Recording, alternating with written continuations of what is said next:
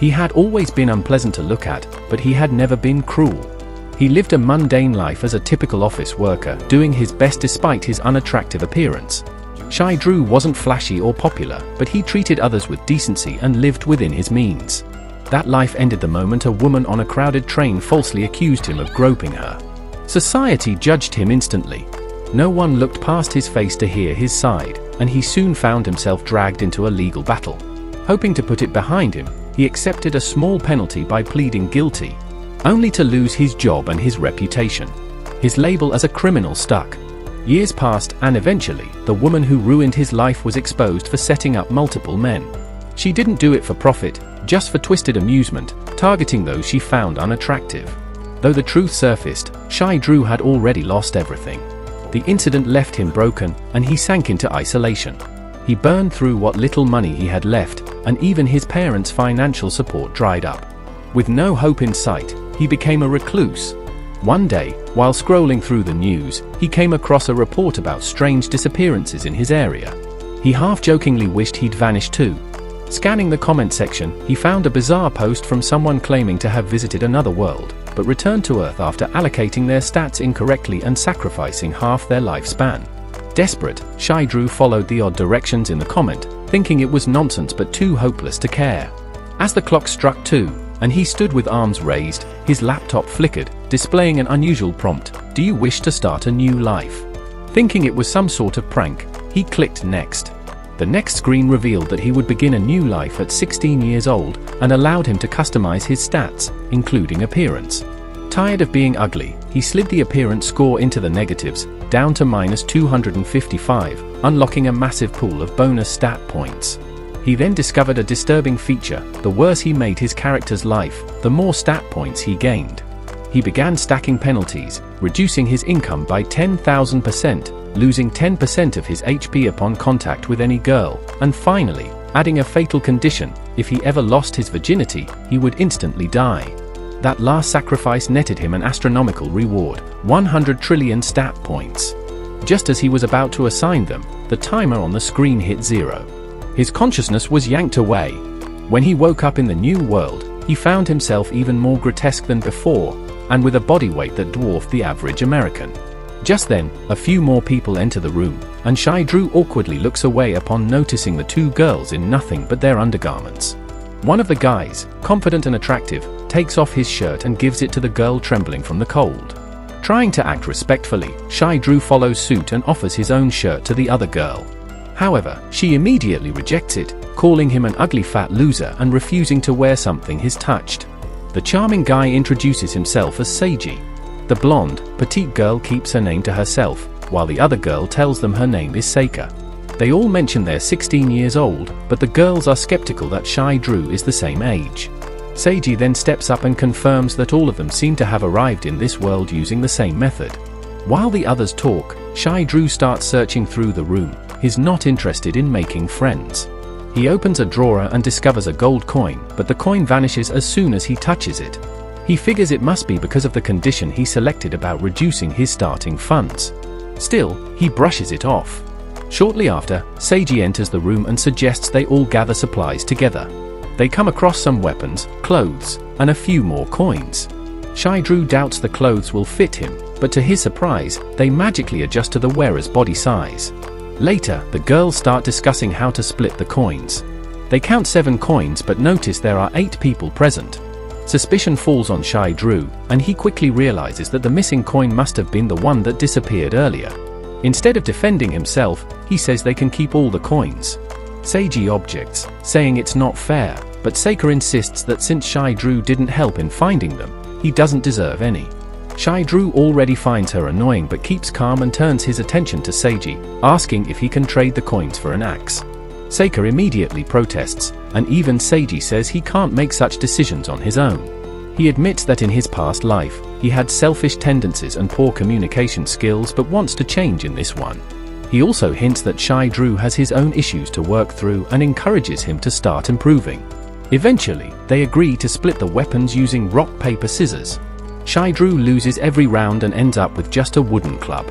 Later, Seiji suggests a handshake to mark the beginning of their journey, but Shy Drew declines, he's not taking any unnecessary chances. Soon, they find a map that leads to a nearby town. But when they open the door, they are immediately confronted by a small goblin ready to strike. Seiji quickly reacts and slays the goblin in one hit, but then sees more enemies approaching. Taking charge, he asks the blonde girl to back him up on the front lines while Seika prepares her bow to assist in the fight. Shai-Dru tells Seika to stay behind and protect herself while he deals with the goblins alone. Despite the warning, Seika proves to be completely inexperienced. She can't even manage to string her bow. While Shai-Dru silently judges her lack of skill, a goblin sneaks up behind him and launches an attack. Shai-Dru intends to eliminate it quickly, but to his shock, his current strength is pitiful. The tiny goblin manages to force him back. Confused as to why he's so weak despite having assigned himself 100 trillion stat points, he suddenly recalls he never actually finished allocating them. With no time to fix that, Shai-Dru decides to face the goblin with what he currently has. After a brief struggle, he brings it down with a clean strike. As soon as the creature is defeated, a system screen appears, revealing that he has skyrocketed to level 32 from just that one kill, thanks to a massive 10,000% experience boost. Around the same time, Seiji and the small girl level up too and start pumping their stats into strength and stamina. Shai-Dru notices that no one else can see his system interface and decides to distribute 1 trillion points to each of his attributes temporarily. The moment he does that, his system begins to glitch, and he's enveloped in a golden glow. Perplexed, he wonders what's going on, then the system announces his new class, selected based on his immense stats, the Almighty God. Shai-Dru is stunned and can't fully comprehend what this title entails. Before he can process it all, another goblin attacks, but this time, its strikes have zero effect. Curious, Shai-Dru tries out his new power. With a light flick of his finger, he sends the goblin soaring into the atmosphere. Strangely, no one seems to notice what just happened. They all assume it was just a strong gust of wind. Seiji and the little girl continue fighting goblins, while Seika is still fumbling with her bow, nearly in tears. Feeling a bit sorry for her, Shai-Dru pretends to be obsessed with bows so she doesn't feel embarrassed. Claiming he urgently needs to string one himself, he tricks Seika into handing it over.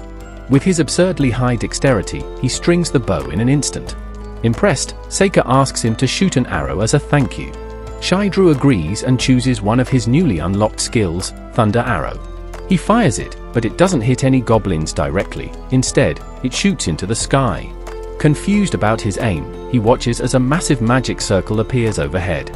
Out of it emerges a colossal thunder dragon that slams into the battlefield, annihilating every goblin present. The others are left in awe, but Shai-Dru plays it off, claiming he learned that trick in archery club. Seika, ever gullible, believes him without question. She then tries to help in the battle by firing arrows randomly, while Seiji and the small girl decide to clean up the remaining enemies. Meanwhile, Seika quickly uses up all her arrows. Feeling down about her repeated failures, Seika grows frustrated with herself, while Shai-Dru watches sympathetically. Using a skill, he transforms a stick into makeshift arrows and points out a few dropped items on the ground. Seika cheers up and grabs them, but ends up wasting everything again. Meanwhile, Seiji and the others finish off the goblins with ease. Soon they make it to town. While the rest of the group rushes off to grab food, Shai-Dru quietly slips away, believing that someone as awkward and unwanted as him doesn't belong with them. He finds a quiet spot by a fountain and sits, stomach growling. Just then, a cat walks up to him. He reaches out to pet it but hesitates, worried it might be female and cost him 10% HP due to his curse. Out of nowhere, Seika appears, startling him so badly that he falls into the water. When he climbs out, soaked and miserable, Seika hands him a burger. She bought it for him as thanks for his earlier help, knowing he can't afford food. Shai-Dru starts warming up to her kindness and takes the burger, but when their fingers touch, he's hit by a violent shock, launching the burger and him both away. The damage is catastrophic, enough to destroy the world multiple times over, but worse than the pain is the look of disappointment on Seika's face. She believes he rejected the burger on purpose. Thinking quickly, Shai-Dru falls back on his old silver-tongued ways from his salesman days and tells her he flinched because of her beauty. He says he truly does want to eat the burger she gave him. Seika, still moved by his earlier help, says that one's too dirty now and gives him hers instead. While he's eating, Seiji and the lowly bunch show up, and Shai-Dru decides to stick around until he can repay Seika for her generosity. Later, Seika runs into trouble again. She's out of arrows and rushes into a shop to buy more. She insists she can pay, but the shopkeeper says her inventory is full. Shai-Dru is with her and wants to help, but he hides the fact that he can create arrows himself. When Seika asks if he's not buying anything, she quickly answers herself, remembering that he's broke. Outside, Seiji and the others come back after securing an inn. Shai-Dru says he'll stay in the park since he can't afford a room, but Seika insists on paying for him. When he protests, she teases him with a guilt trip, asking if he really won't let a girl treat him. Before he can respond, she grabs his hand and pulls him along. Fortunately, since she touches him through his clothes, he takes no damage. That night, Shai-Dru stares at the ceiling, thinking he can't stay here forever and live off their charity. Even with his income being slashed to 1,000th of what it should be, he's determined to earn something on his own. And just then, a new idea sparks in his mind. The following morning, Seiji and the group are greeted by the sight of a table full of tasty snacks and fresh meals. Shai-Dru cheerfully invites them to join in, saying he can't possibly finish it all on his own. Curious, they question how he managed to gather so much food without any money. Shai-Dru explains that he used a clever trick that encourages others to offer something in return. In reality, he simply crafted some arrows out of sticks and traded them through bartering instead of using currency. Seika, concerned, tells him that he doesn't have to go that far just because he's short on funds. She'd gladly help if needed. But Shai-Dru believes he's already settled what he owed her, so he doesn't feel obligated to stick around anymore. After finishing the meal, Seiji brings out a map and says it's time to take on some quests to start earning cash. He notes that the creatures they fought the day before didn't leave behind any loot or coins, so he's set on exploring a nearby cave. Shai-Dru praises Seiji's strategic thinking. Right then, a rugged-looking man appears and offers to guide them to the cave. He introduces himself as Kayashiro and claims he, too, is someone who has been reincarnated. Upon seeing Shai-Dru's unusual appearance, Kayashiro is momentarily startled but quickly composes himself and asks if they're all newcomers. Seiji gets up cautiously to speak with him. Kayashiro then pulls out several green cards, explaining that these were items found at the initial log cabin. Using one provides a free stay at an inn. Seika becomes alarmed upon realizing they never found those cards. Kayashiro reassures her that it's still possible to redeem them and offers the cards without hesitation. She quickly accepts, surprising Seiji, who remains suspicious of Kayashiro's motives. Shai-Dru also feels uneasy, suspecting Kayashiro might be someone who takes advantage of new adventurers rather than genuinely helping them. Still, Shai-Dru trusts that if anything goes sideways, he can handle it. He allows Seiji to decide. After thinking it over, Seiji concludes that hiring Kayashiro is worth the risk. They need both guidance and faster ways to grow stronger. Kayashiro leads the team to the cave, where a group of goblins appears.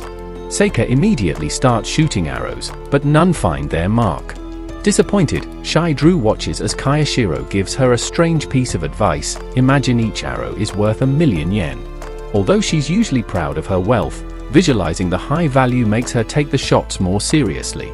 Her focus improves, and she successfully downs a goblin with a precise hit. They continue deeper into the cave, and Shai-Dru finds himself impressed. Kayashiro is actually proving to be a capable guide. Later, Kayashiro gives tips to everyone on how to properly wield their weapons. However, Seika slips back into her old habits, launching arrows recklessly. Kayashiro then asks Shai-Dru why he's not practicing, and Shai-Dru simply replies that, for now, he doesn't have any useful combat skills. Kayashiro understands that progressing in levels while wielding a staff is no easy task, but he reassures Shai-Dru not to feel discouraged, emphasizing that the staff's ultimate ability is truly extraordinary. Shai-Dru already knows what he means. He once encountered a massive orc while collecting materials for his arrows in the forest. Curious, he attempted to use his most powerful skill, but the system intervened with a severe warning. Activating the move would obliterate everything within a 200-kilometer radius, potentially causing over 1.5 million casualties. He wisely chose to cancel it. Kayashiro, meanwhile, advises Shai-Dru to stay proactive in battles, warning that inactivity may lead to being sidelined, just like what happened to him. He starts reminiscing about his past, when he was part of a mercenary team. While their leader eventually rose to kingship, Kayashiro ended up having to step down. He holds high praise for the king, claiming he's at level 80 with all stats exceeding 160, though this doesn't impress Shai-Dru in the slightest. Soon, they arrive at a cavern resembling ancient ruins, sparking excitement in the group, except for Seika, who's visibly nervous.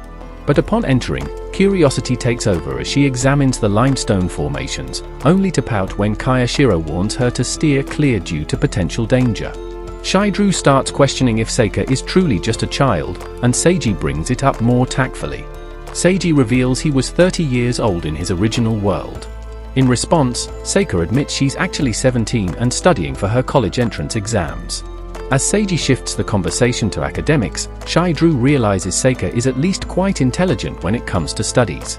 They then encounter some bat-like creatures and make their way to the boss chamber, where Seika finally starts grasping the importance of caution and planning.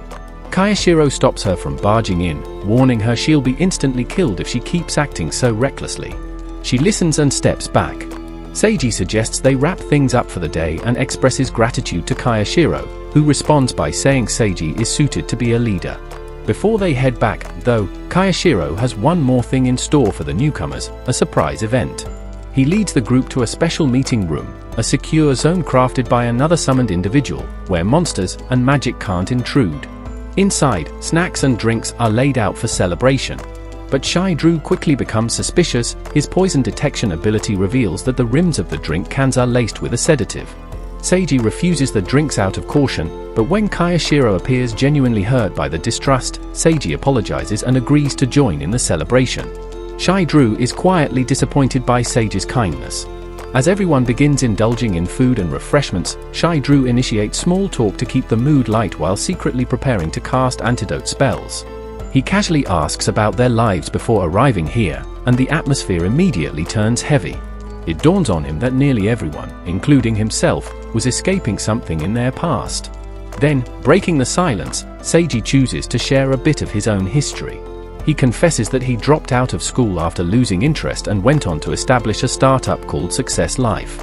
The name rings a bell for Shidru. He recalls once pitching a product to that very company, and the CEO bore an uncanny resemblance to Seiji. It turns out Seiji hasn't forgotten either. Shidru left a lasting impression on him. Though Shidru doesn't admit who he is, Seiji recalls a mysterious salesman who showed up uninvited, trying to pitch an overpriced copier. The salesman claimed he could bring a smile to his face and never let him down. He also told Seiji to take it easy since he was the boss. Those words struck a chord, and Seiji ended up letting his team take the reins of the company. At first, things flourished. His business thrived, everything seemed perfect, until he made a drastic decision to replace all his staff with artificial intelligence. That move backfired terribly, driving the company into bankruptcy. Seiji was crushed, burdened by guilt that he squandered the opportunity that salesman gave him. Since arriving here, he vowed never to let anyone down again. Then he suddenly reveals something shocking. The name of that salesman was also Shidru. But our chubby protagonist denies being the same person. Right then, everyone begins to pass out from being drugged. Kaisho enters with his goons to capture them. But Shidru is only faking sleep, waiting for the right moment to act. As the thugs begin cuffing everyone, Shidru prepares to strike, but Seiji suddenly rises and warns them not to hurt anyone. Kaisho brushes off the warning, knowing Seiji can barely stay on his feet, and instructs his men to continue. Shidru holds back, worried Seiji might get caught in the crossfire. But Seiji still tries to resist and ends up getting slammed into a wall. Kaisho tells his crew not to damage the goods or their value drops. That remark infuriates Seiji. He speaks up, saying the people here are already broken by life, and when they finally get a second shot, people like Kaisho just shove them back down. Kaisho tells him to save the speech and orders his men to pack him up. At that moment, Shidru jumps into action. Instead of using flashy moves, he body slams the thugs, crushing them under his weight. He tells Seiji to escape with the girls and leave the rest to him. But Seiji refuses to leave him behind. He warns the goons not to mess with them, saying he can end this in a single hit. Naturally, they think he's bluffing. The attackers rush forward, but Shidru bounces around, soaking up their attacks like a sponge and flattening them. Kaisho tells his goons to take care of the bouncing pig, and Seiji urges Shidru to get out of there while he holds them off. The thugs pile onto Shidru, even shoving their fingers up his nose, but still can't take him down. Then, a glow bursts from Seiji's palm. He tells the goons to step away, or his light of truth will strike them down. Shocked, they ask what kind of skill this is. Seiji explains that he once made a solemn promise in his special notebook to never betray his friends. If he ever did, he'd pay dearly. That vow earned him massive bonus points, which he channeled into a unique skill that activates when he's enraged. He warns the thugs that this is their final chance to leave, but Kaisho scoffs, saying they'll just slice off his hand before he can use it. Shy Drew, curious to see Sage's ability, volunteers to shield him. They decide to fight together, realizing they're outnumbered. Then, Seiji unleashes his hidden power, transforming into a glowing form even Goku would envy. He tells the thugs their judgment day has arrived. Seiji launches into a dramatic and over-the-top speech that makes everyone in the room question their life choices. He claims that his deepest emotion stirred awake a hidden identity slumbering within him, and with it, the mysterious awakening of his third eye. Now donning the persona of the winged hero Aldine, he dramatically announces that he's about to face his first major battle as a protagonist. Meanwhile, Shigeru stands off to the side, absolutely baffled by what he's witnessing. Just like every stereotypical anime lead, Seiji loudly declares the name of his attack before actually doing anything.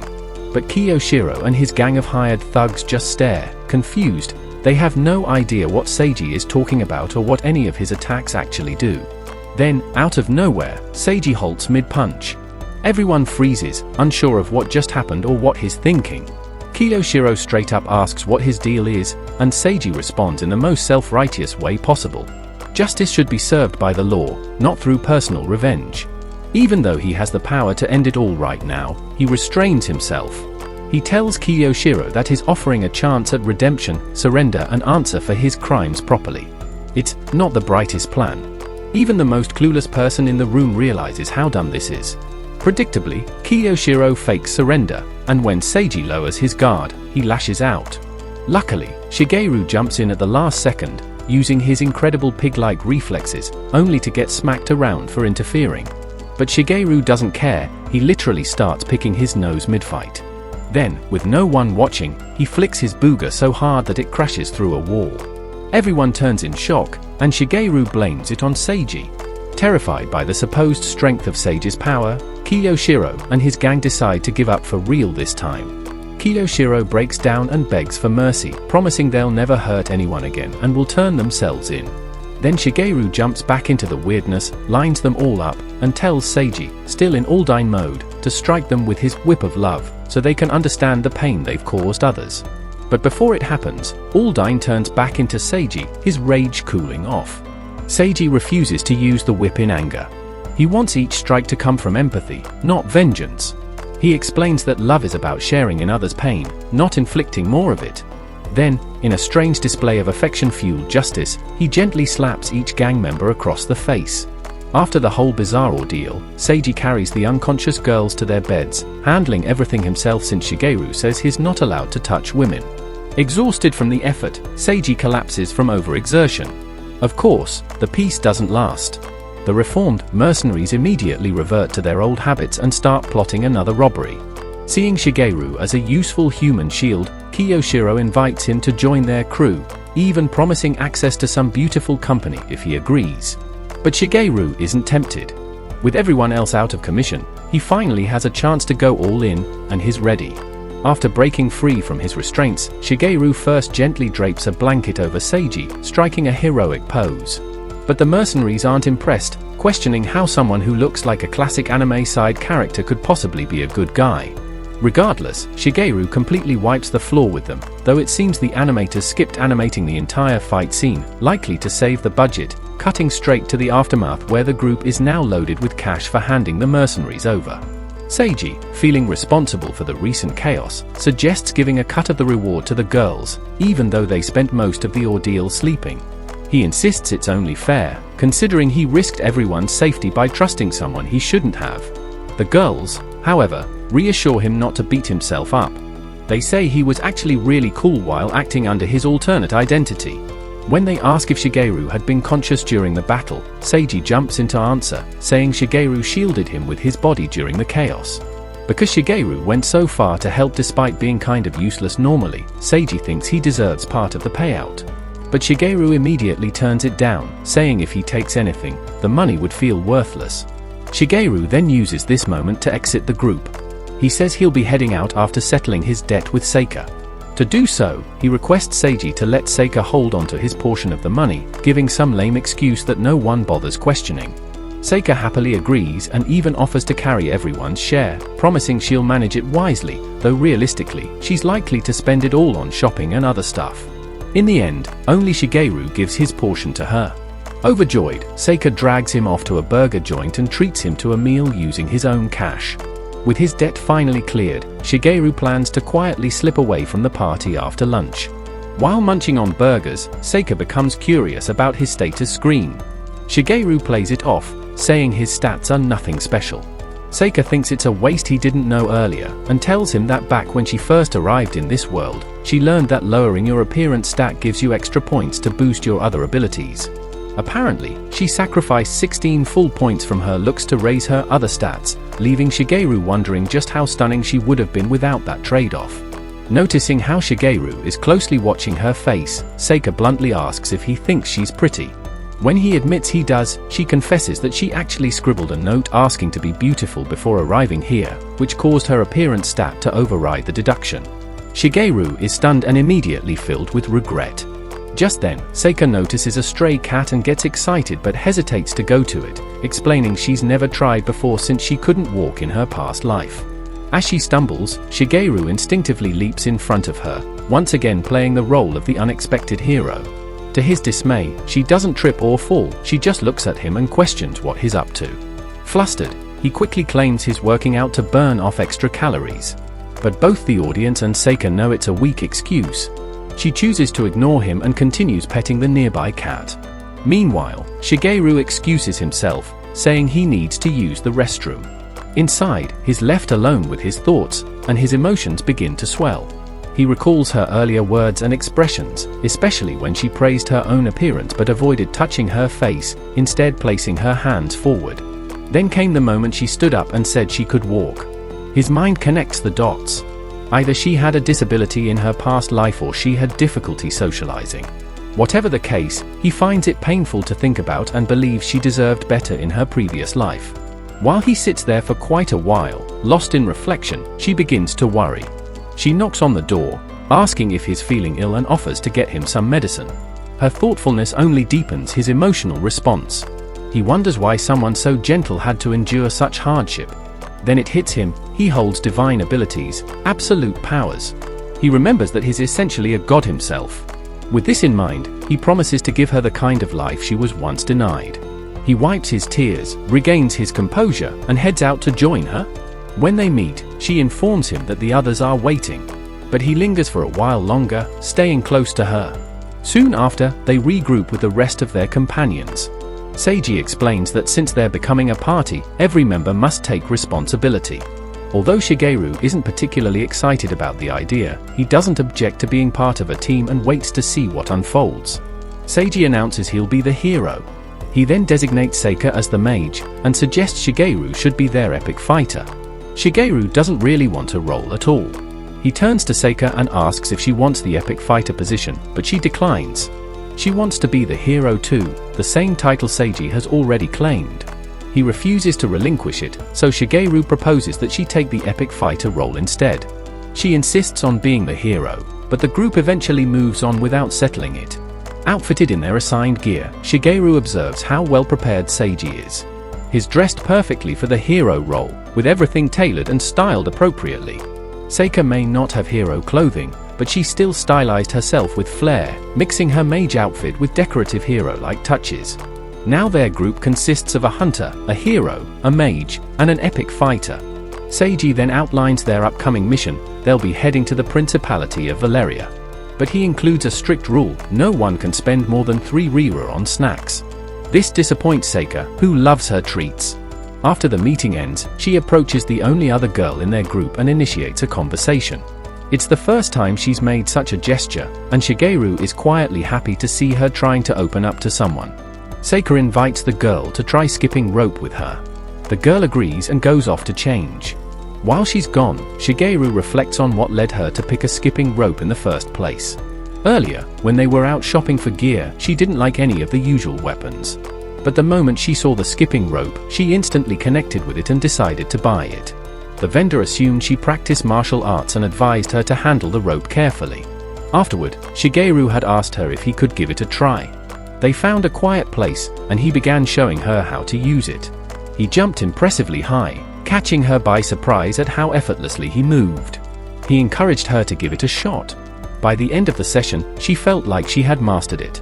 She told Shigeru she wanted to talk to the other girl and learn how to skip rope together. She admitted she didn't even know the girl's name and wanted to become friends. Shigeru thought that was a great idea and supported her. That's what brought them to the spot where they are now. He quietly watches from behind as the girls skip together. After Seika finishes her turn, she hands the rope over.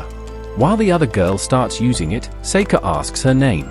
The girl suddenly blushes deep red. Seika senses she's hesitant to share her real name, understandable, given that they all left behind difficult pasts. So Seika decides to give her a new one, Leeds. The girl lights up with joy and soars into the air. She rises so high that Shigeru is taken aback, wondering what her ability might be. He remembers how she came through their earlier battle unscathed. The villagers are amazed at her flight and cheer for her. Many parties invite her to join them. Caught up in the attention, she forgets about Seika. Seika tries calling her again and again, but Leeds doesn't hear. This makes Seika cry. Shigeru tries to approach, but some villagers mock him and even warn him to back off. Leeds notices and tells them that Seika and Shigeru are her party members. She rushes back to Seika, but Shigeru scolds her gently for ignoring the sweet girl who was calling her. They return home together, and Seika gradually relaxes. Later, Seika finds a letter from Leeds, apologizing for what happened. After Seika leaves, Leeds visits Shigeru. She leads him to a quiet room and bows, offering a deep apology. Curious, Shigeru asks her why. That's when she tells him she knows his real identity, he's Mr. Y. Thanks for watching. If you like this anime recap, then please like, share and subscribe for the next part.